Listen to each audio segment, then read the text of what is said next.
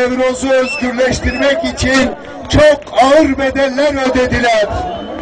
Hatırlarım, liseli yıllarımızda Nevroz'u kutlamak için değil alanlarda dağlara çıkardık, lastik yakardık ama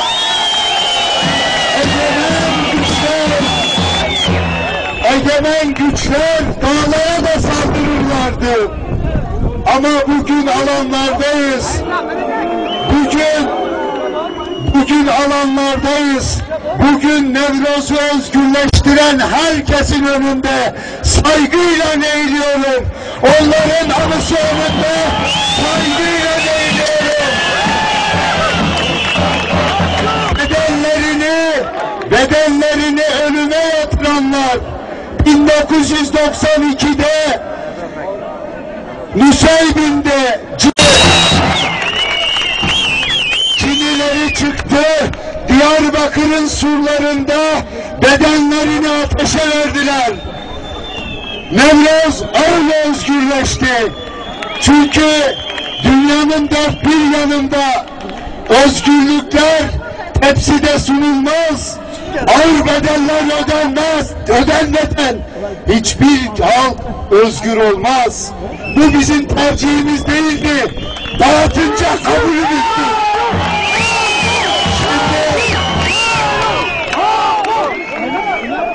Şimdi soruyoruz onlara. Neden? Hiçbir yerde. Eğer 5 seneyse yaşamayı neylerim? Bu yüzden 3 kibrit ile Nevroz günü yüreğimi sizlere armağan ederim.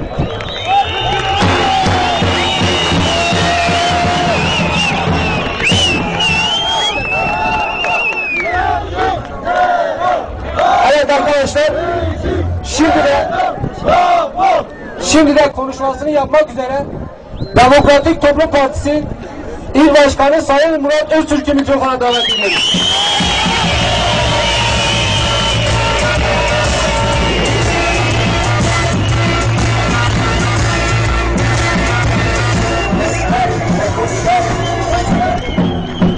Merhaba.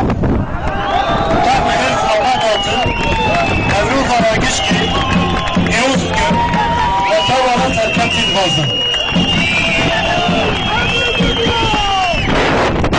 Şimdi bugün burada Nevruz etkinliğini kutlama töreninde ortaya koymuş olduğunuz bu coşku,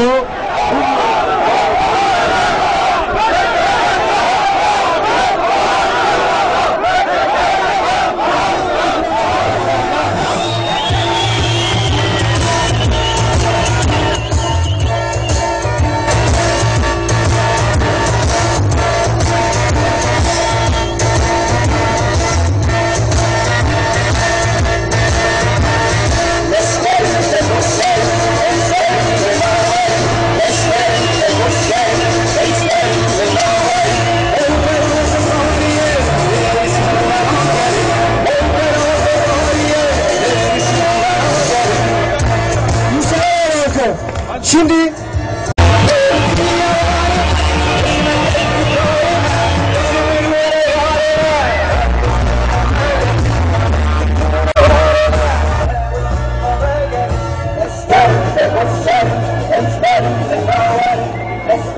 Ey Arış'ın ve Güneş'in çocukları, hani birinci sesi yüreklerinizde, gözlerinizde inancın sancakları nerede? Bu girişe dur demek gerekir bilirim. Hücrede her sene